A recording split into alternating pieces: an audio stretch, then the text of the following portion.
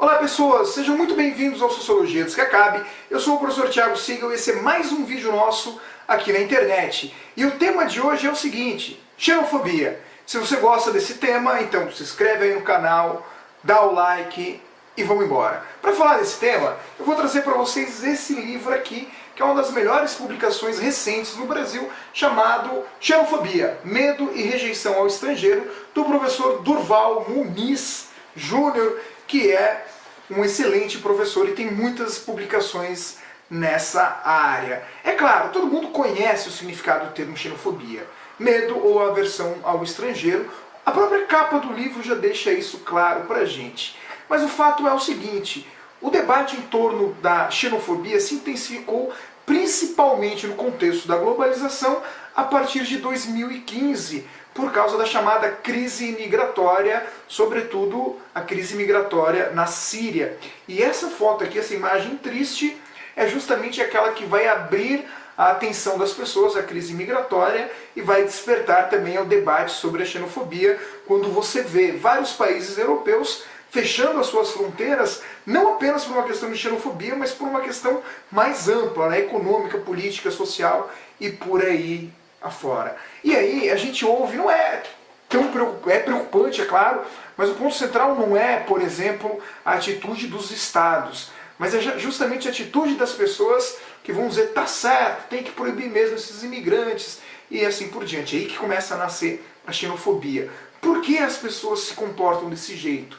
Por que as pessoas tomam esse tipo de atitude? O professor Durval nos dá algumas dicas. Vamos lá! O medo da perda da identidade individual ou coletiva pelo contato com esse outro, representante de formas distintas de ser humano, é um dos motivos da xenofobia. Como grande parte dos medos humanos, das fobias humanas, ela nasce da insegurança do próprio ser, do desamparo dos homens diante da possibilidade constante da mudança do seu ser próprio, da possibilidade de que algo ou alguém faça com que se deixe de ser o que se pensa ser. O estrangeiro é ameaçador, pois pode levar à perda daquilo que foi construído como a forma de ser da pessoa ou do grupo que vive em um dado espaço. Ele tende a ser visto como capaz de arrastar cada um e todos, literalmente, para a perdição, para a perda daqueles traços culturais ou étnicos que definem o ser de um dado grupo humano, habitante, construtor de um dado território. Então a xenofobia dá-se do medo de que o estrangeiro represente uma ameaça àquilo que eu acho que eu sou, àquilo que eu acho que o meu país é. Em contextos de globalização, o professor Durval vai além e diz o seguinte: a xenofobia é um dos maiores problemas do nosso tempo. O mundo contemporâneo, mesmo naquelas sociedades que se julgam as mais civilizadas e avançadas, tanto do ponto de vista tecnológico como do ponto de vista dos valores e costumes, tem que conviver com crescentes manifestações de intolerância, de racismo, de violência em relação aos estrangeiros. Constantes ameaças e histórias de violência fazem parte da Europa contemporânea, fazem parte do Brasil e fazem parte também dos Estados Unidos e de outros tantos países ditos civilizados. A globalização dos fluxos de capitais das empresas foi acompanhada pela globalização dos fluxos de mão de obra e de trabalhadores, desde os mais qualificados até a grande massa de deserdados, de subempregados, de desempregados do mundo, que se lançam às aventuras bastante perigosas e que buscam um lugar que lhe dê acesso a postos de trabalho e às mínimas condições de vida. Por mais que a globalização seja boa no sentido tecnológico e produtivo, ela também abre espaço para esse fluxo gigantesco de trabalhadores desempregados, desesperados, à procura de melhores condições. E nesse caso, gostaria de dizer para vocês, e o professor Durval deixa isso bem claro, que a xenofobia se intensifica em contextos de crise econômica. Em períodos em que existe pleno emprego, a xenofobia existe, mas ela não é tão exacerbada. Como, por exemplo, em 2012, quando passam a chegar os primeiros imigrantes haitianos no Brasil e no meu estado de Santa Catarina, haviam, segundo estimativas que eu levantei para a minha dissertação de mestrado, cerca de 170 mil postos de trabalho ociosos apenas em Santa Catarina. Ou seja, havia muito espaço para a chegada de imigrantes e para que imigrantes ocupassem esses postos de trabalho.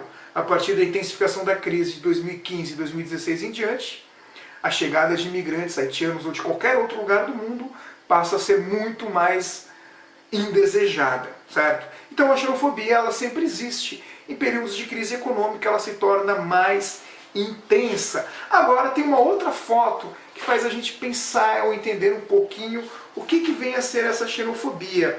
Trata-se de uma foto na Hungria, onde um refugiado sírio com um filho cai após receber uma espécie de rasteira da cinegrafista húngara no vilarejo de Hősök. Vou deixar a foto aqui para vocês. Vejam que nós temos um pai e um filho, refugiados sírios. E o refugiado, só para a gente dar uma ênfase na ideia, é a pessoa que vive na pior das situações. Porque o refugiado é aquele que vive no limbo entre dois mundos. O seu mundo de origem, para onde ele não pode mais voltar, porque não existe mais, a sua casa foi destruída por uma bomba, por um míssil e assim por diante, e o limbo do mundo para onde ele quer ir, onde ninguém o aceita. A condição de refugiado talvez deva ser a pior de todas as condições humanas possíveis. Agora, o que leva uma pessoa a dar uma rasteira, a agredir e a ferir pessoas nessa situação? O simples fato deles não serem enxergados como humanos plenos. O sentimento de xenofobia, ele cria justamente esse efeito. A pessoa que pratica a xenofobia só o faz porque ela não reconhece na outra pessoa, no estrangeiro, um ser humano completo como ela, um ser humano, digamos assim, 100%. Ele é inferior em todos os aspectos.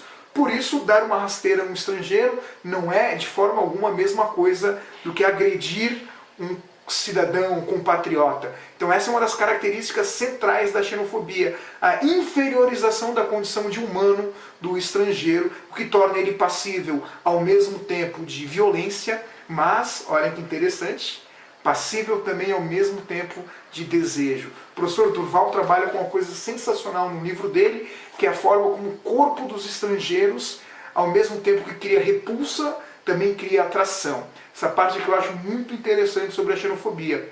Não é à toa que, por exemplo, na França, boa parte dos atores pornôs mais requisitados são de origem islâmica, ou são de origem argelina, ou no próprios Estados Unidos, a presença de atores, atrizes pornôs que são do mundo árabe são muito requisitadas por essa indústria. E até mesmo no Brasil, a presença do negro, ou a sexualização do negro pelo cinema pornô e toda essa erotização que existe em prol da ideia de mulata e de negro, são partes do sentimento da xenofobia, que ao mesmo tempo cria repulsa pelo corpo do estrangeiro, mas também cria desejo, e como esse desejo é incorporado pela mídia, pela indústria, principalmente pela indústria pornográfica. Para finalizar o nosso tema, eu quero dizer para vocês que, embora seja verdade que a xenofobia se intensifique em períodos de globalização, embora seja verdade que a xenofobia se intensifica em períodos de crise, a xenofobia absolutamente não é um sentimento novo.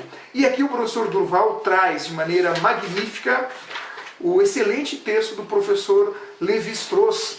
Lévi-Strauss, quando veio para o Brasil, foram estudadas diferentes tribos indígenas, ele percebeu que entre os índios brasileiros já havia xenofobia, embora não se falasse essa palavra.